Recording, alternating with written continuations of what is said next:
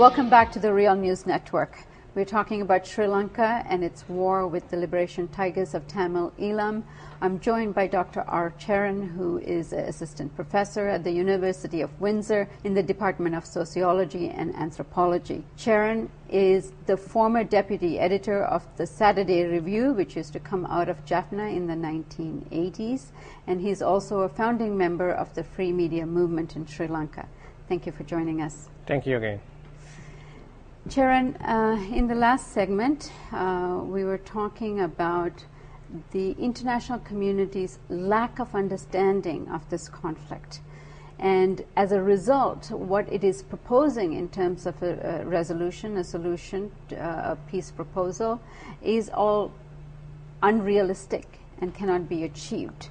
So let's get a better understanding of what this conflict is all about and what the international community can actually do in order to bring about a peaceful solution to the conflict. And in order to do that, we really have to understand what the two sides want and what is possible. The international community had two important opportunities to deal with the conflict. The first opportunity was the agreement, the ceasefire agreement between the Liberation Tigers of Tamil Eelam and the government of Sri Lanka. You know, it was an agreement for permanent ceasefire with an elaborate agreement supported by the international community. Tell us what the international community is for those who might not be following this issue. It was mediated by the government of Norway and supported by US, India, and then what they call Japan and all the other countries that were interested in seeing the conflict to an end. And this body was appointed by the United Nations? No, the United Nations never had any kind of direct intervention in the Sri Lankan conflict. It was actually mediated by Norway, but UN endorsed it, and most of the powerful countries in the world, they endorsed it. So the agreement treated both parties of the conflict as equals. There was parity, and the territory was demarcated as the territory controlled by the LTT and the territory controlled by the government. Both parties kept on violating the ceasefire agreement. So that was one of the problems. But the other issue is that the agreement provided lots of space to constructively engage with the Liberation Tigers of Tamil Eelam. So Norway and all the other countries, they went to their territory and they met with the leaders, and there was some kind of reciprocal arrangement. And for several years, the process gave way to some kind of an opening up of a very close totalitarian structure of the LTT. And then, international community had a wonderful opportunity to use the chance to partly educate the LTT and also partly get themselves educated on the nuances of the Sri Lankan conflict. So that kind of constructive engagement did not continue, mainly because at some point the United States decided to host a donor conference in the US, but it failed to invite the Liberation Tigers of Tamil Eelam. That was part of the conflict. So that was followed by the subsequent banning of the LTT as a terrorist organization by the European Union, and then as well as the CIA. As well, yes. So what happened was, while there was a ceasefire agreement in place, and while there was negotiations were going on, and the so-called international community turns around and banned one party of the conflict as illegitimate. So that simply closed the avenues for constructive engagement with an organization like LTT. I mean, we also need to understand the nature of the LTT. It was and it's still a very militant organization. Their main focus is military tactics and attacks. So politics perhaps is not clearly an important option for them. Politics may play a second fiddle to the larger objective of military aims. So in order to bring them back to the so-called the process of political discourse, this kind of constructive engagement is necessary. The international community, during that period, they could have achieved a lot more.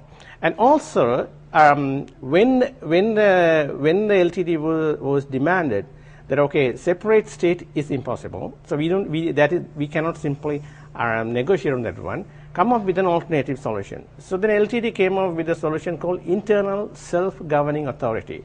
That, instead of, they used the notion of self-determination in a very creative way of saying, let's demand internal autonomy, internal self-determination for the Tamil people in the Northern East, as opposed to separation. And that would be somewhat like the Aboriginal people. Yes, in Canada. In Canada, yeah, perhaps that is the best comparison.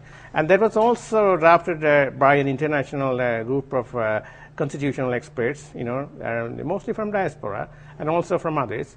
And they put forward that what they call ISGA, and the Sri Lankan government flatly rejected it, saying that is very maximalist. And secondly, after the tsunami, there was a huge opportunity for both parties to work together at a time of great catastrophe.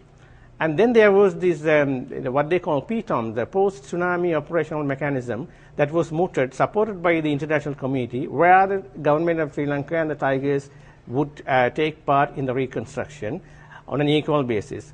And the government of Sri Lanka did not want to implement that one, partly because the right-wing single extremist organization like JVP went to the courts, and there was tremendous opposition from the Sri Lankan government side to enter into any kind of deal.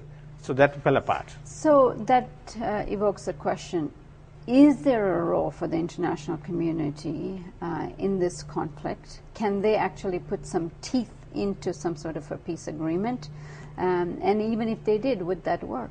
I think there are a couple of options. They might want to consider. They should first come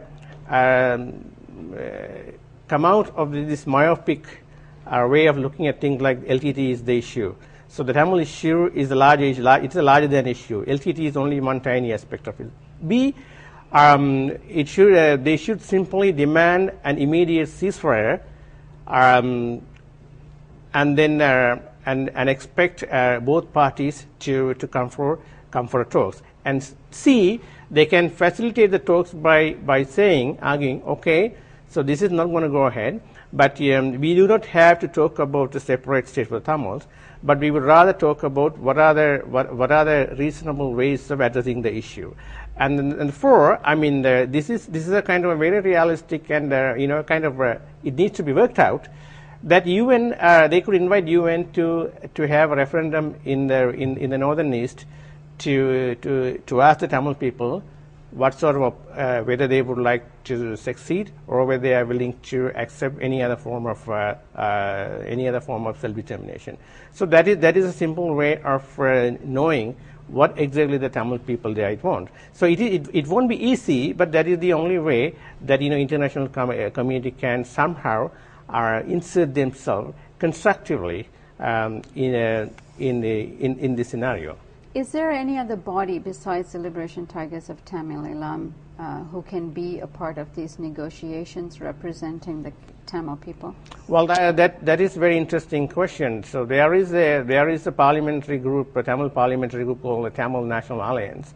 They are sort of pro-LTT, even though there are a couple of members, they have their own independent views. But the Tamil nationalism, that has been articulated by the LTT is so powerful and so articulate. So they have been very successful in eliminating the other kinds of opposition in the past. So right now, LTT is the dominant force, and there are a couple of other Tamil groups and organizations that are working with the government. So, but most importantly, in any kind of negotiations, the Muslims of Sri Lanka needs to be represented.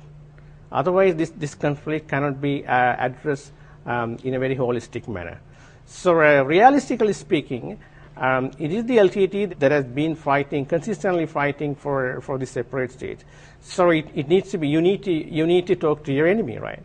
So you don't have to talk to your friends, because your friends are going to be part of it, right? So, in realistically speaking, so any negotiations have to be had with the LTT. So, Cheran, in this segment, we talked about what the role of the international community could be.